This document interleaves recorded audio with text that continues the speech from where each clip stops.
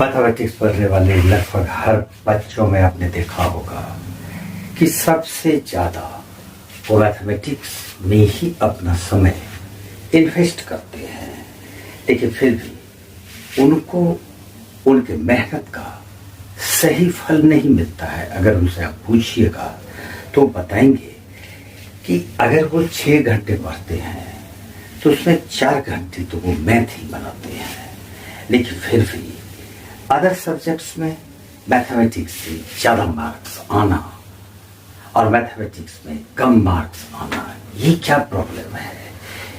ये प्रॉब्लम है मैथमेटिक्स को आप अगर टेक्निकल ढंग से नहीं पढ़ते हैं तो ये प्रॉब्लम कंटिन्यू रहेगा, ये बढ़ता जाएगा। और जब आप बड़े क्लास में जाते हैं तो वहाँ पर इसका कोई समाधान भी आपकी नज़र में नहीं आएगा। लेकिन मैथमेटिक्स हम लोग पढ़ते हैं और मैथमेटिक्स के विषय में कहा गया है कि हर सवाल का जवाब मैथमेटिक्स के पास होता है। नमस्कार स्टूडेंट्स, आज हम लोग डिस्कस करेंगे नेचर ऑफ द रूट्स। इसमें कई क्वेश्चंस ऐसे हैं जहां पर कि आप सॉल्यूशन तक पहुंचने के बाद इस उलझन में फंस जाएंगे। आपको लगेगा कि आप जो कर रहे हैं वो सही है, लेकिन वास्तव में मैथमेटिक्स की कुछ क्लू है, कुछ ट्रिक है, कुछ टेक्निक है जहां पर कि आपको प्रॉब्लम आ ही जाएगा। ऐसे ही एक क्वेश्चन पर हम लोग डिस्कस करेंगे। ये आर.एस. अग्रवाल सर के बुक का क्वेश्चन है एक्सरसाइज 4D, लेकिन उसके पहले हम एक उससे भी जबरदस्त क्वेश्चन पर डिस्कस करते हैं। Class 10 mathematics R S. Agarwal sir के बुक का ये क्वेश्चन है एक्सरसाइज 4D, क्वेश्चन नंबर 15। इस क्वेश्चन में गिवन है कि इसका रूट्स इक्वल है। अगर रूट्स इक्वल है तो डिस्क्रिमिनेंट 0 है। अब यहाँ पर सबसे पहले इस इक्वेशन से हम लोग डिस्क्रिमिनेंट फाइंड करते हैं और फिर हमको जो प्रूफ करने दिया है उसको प्रूव करते हैं। और इसमें 2 बात प्रूफ करने के लिए है। अब सवाल ये उठता है कि ये दोनों बातों को किस तरह से प्रूव किया जाए। हमको प्रूव करना है a = 0 और AQ + BQ + CQ = 3ABC। ये a = 0 प्रूफ कीजिए, या तो ये होगा या AQ + BQ + CQ = 3ABC होगा। ये दोनों प्रूव करना है। और का मतलब ये नहीं है कि आप किसी एक को प्रूव कीजिए, दोनों प्रूव करना है। सबसे पहले हम लोग इसका डिस्क्रिमिनेंट फाइंड करते हैं। Discriminant = B² - 4AC। अब यहाँ पर इस क्वेश्चन में B x का कोफिशिएंट है, जो कि ये वाला पार्ट है, तो साइन माइनस है, -2 × A² - BC, और इसका स्क्वायर कर देंगे और फिर -4 a की जगह पे यहाँ पर x² का कोफिशिएंट ये है तो ये a हो जाएगा। C² - AB 4a × C, और C ये कांस्टेंट टर्म है, B² - BC। सबसे पहले इसको सॉल्व करते हैं। क्योंकि इसका रूट्स इक्वल है तो डिस्क्रिमिनेंट 0 होगा, लेकिन पहले डिस्क्रिमिनेंट को सॉल्व कर लो। अब इसको हम लिखेंगे -2 का स्क्वायर करेंगे तो ये 4 हो जाएगा, और फिर A² - BC का होल स्क्वायर और -4 × C² - AB × B² - AC।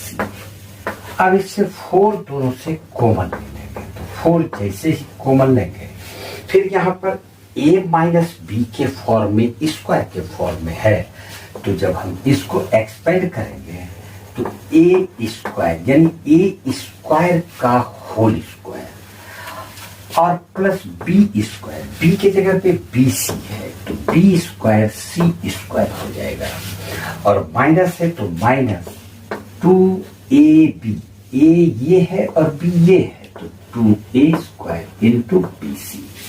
ये हमारा फर्स्ट पार्ट है। 4 कॉमन ले चुके थे, अब इसको मल्टीप्लाई करेंगे, लेकिन जरा सावधानी से करेंगे क्योंकि पहले नेगेटिव साइन है। तो माइनस c² को b² से मल्टीप्लाई करेंगे, ये प्लस और ये प्लस प्लस, लेकिन ये माइनस है तो माइनस साइन होगा b² इंटू c²। और c² प्लस है और ac माइनस है तो माइनस हो जाएगा, लेकिन फिर इस माइनस से मल्टीप्लाई करने पर प्लस हो जाएगा। तो हम उसको लिखेंगे प्लस ac² इंटू c³ तो ac³।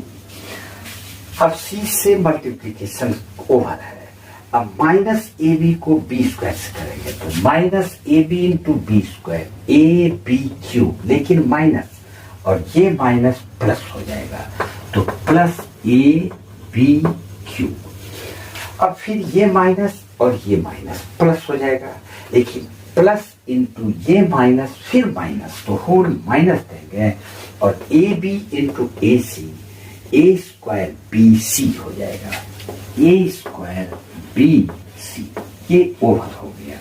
अब यहाँ पर b² c² plus b² c² minus cancel हो गया। अब ये हो जाता है 4 और ब्रैकेट में रखेंगे a4, फिर -2a² bc और -a² bc को -3a² bc लिख लेते हैं, -3a² bc। अब बच क्या जाता है, यहां पर बच गया हमारे पास ac³ प्लस ac³ और एक ab³ प्लस ab³, ये बच जाता है। अब क्योंकि इस इक्वेशन का रूट्स इक्वल है तो डिस्क्रिमिनेंट इसका 0 हो जाएगा, since roots are equal, therefore discriminant is equal to 0। अब ये जो डिस्क्रिमिनेंट है इसको 0 कर देते हैं, लेकिन यहाँ पर एक बात हम देख रहे हैं कि a4 में भी a है, a² bc में a है, यहाँ भी a है और ab³ में भी a है, तो a सबसे कॉमन ले लेते हैं। दैट इम्प्लाइज 4 पहले से था और a कॉमन ले लिया, 4a हो गया, बच गया a³ ब्रैकेट में a³ और यहां से a लिया तो b³ तो पहले सिस्टम से लिख लेते हैं प्लस b³ और फिर इससे a कॉमन लिया तो c³ तो प्लस c³ और फिर एक टर्म बचा हुआ है 3a² bc से a लिया तो 3abc, लेकिन माइनस 3abc इक्वल टू 0 हो जाएगा। अब यहाँ पर देखिए 3 टर्म्स है, 1 2 एंड 3। 4 तो 0 हो नहीं सकता है क्योंकि 4 नंबर है और ये कांस्टेंट है, तो ये फिर 0 कैसे हो जाएगा। बच गया इस दोनों में से कोई एक 0 है, तो जब a 0 होगा either a is equal to 0, either a is equal to 0, और जब a इक्वल टू 0 होगा तो फर्स्ट पार्ट हमारा ये प्रूफ हो चुका है। और जब ये वाला दूसरा टर्म 0 होगा और a³ plus b³ plus c³ और -3abc जब 0 होगा, दोनों में से कोई एक 0 होगा, तो ये -3abc को राइट साइड ले जाएंगे तो therefore a³ plus b³ plus c³ is equal to 3abc। और ये मेरा दूसरा पार्ट था जो कि हमको प्रूव करना था। ये क्वेश्चन था जब रूट्स इक्वल हो, यानी कि अगर उसका डिस्क्रिमिनेंट इक्वल टू 0 हो जाए, लेकिन कुछ केस ऐसा है जबकि रूट्स रियल हो और डिस्टिंक्ट हो, यानी कि डिफरेंट हो। यहाँ पर एक क्वेश्चन है जो कि स्टूडेंट से गलती हो ही जाती है। वहां पर मैं इसी क्वेश्चन के विषय में बतला रहा था इसके सॉल्यूशन को ध्यान से देखिए। एक्सरसाइज 4D क्वेश्चन नंबर 19 का 3। 9x² + 3kx + 4 = 0 गिवन है। Roots are real and distinct.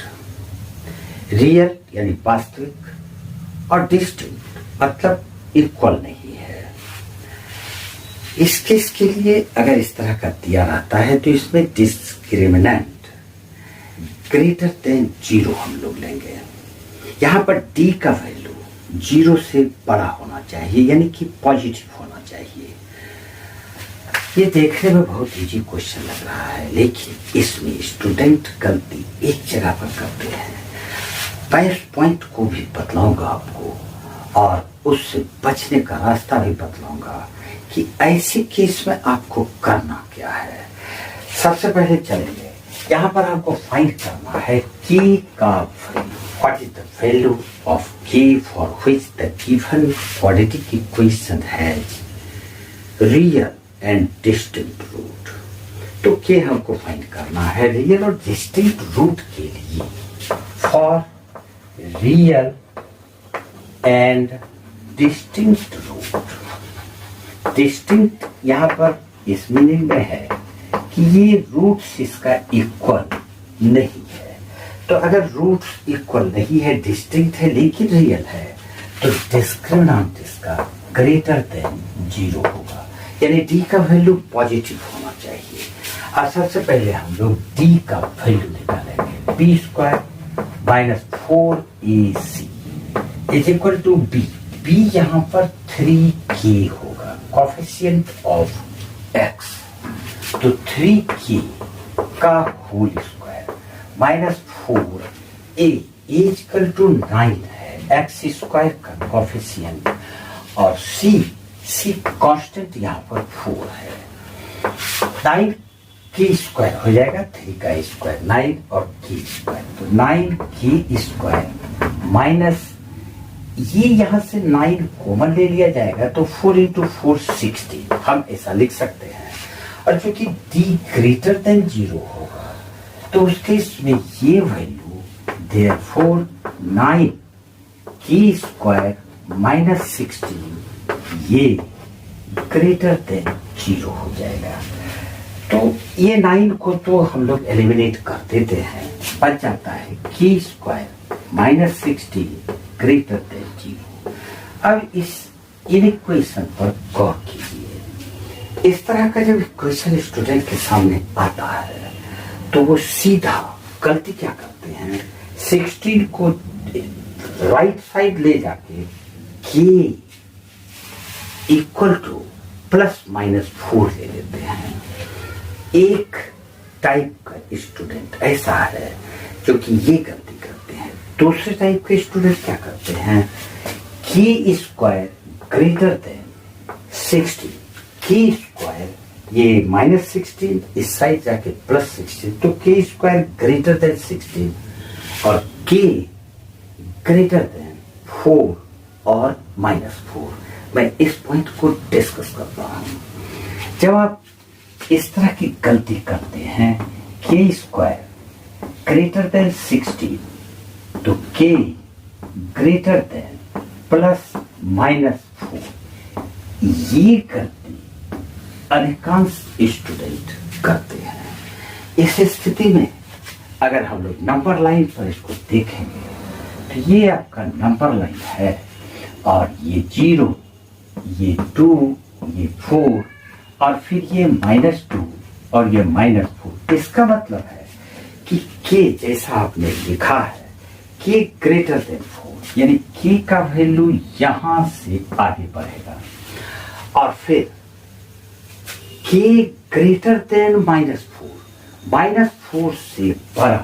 Negative में ये -4 यहां पर है, इससे बड़ा फिर ये इस साइड पर आ जाएगा। यही वो गलती है।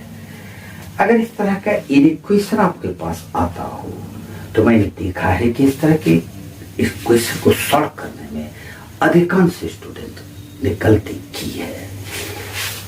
इसका समाधान क्या है आप इससे कैसे बच सकते हैं? परेशानी वाली तो बात है ही।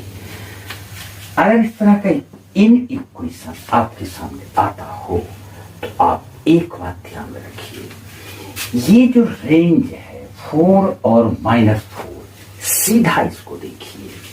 4 यहां आता है, -4 ये है और 4 ये है, यानी कि k का वैल्यू इसके बीच में नहीं पड़ेगा। k का वैल्यू -4 और 4 के बीच में नहीं पड़ेगा। आप रख के चेक कर लीजिए। अगर आप लिखते हैं कि k का वैल्यू -4 से ग्रेटर है, मैं अगर कह रहा हूं, अगर k ग्रेटर देन -4 तो -4 से बड़ा वैल्यू -3 होता है। यानी कि k का वैल्यू अगर हम -3 या k का वैल्यू -2 या k का वैल्यू -1, इनमें से कोई भी वैल्यू आप रख के देख लीजिए, आपका ये इक्वेशन गलत आ जाएगा।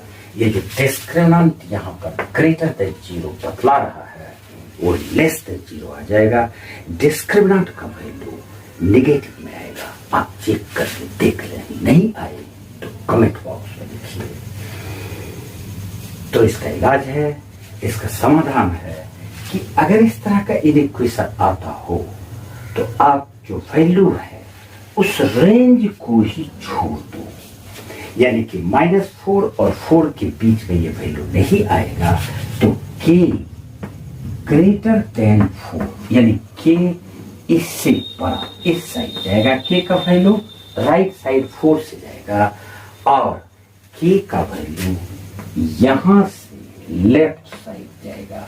यानी k का वैल्यू -4 से छोटा होगा। k is less than -4। इसका सही आंसर ये होगा। उम्मीद है ये टेक्निकल क्वेश्चन है और इसमें गलती होती ही है, लेकिन मुझे विश्वास है कि इसका समाधान आपको मिल गया होगा। आज इतना सा है। जय हिंद, जय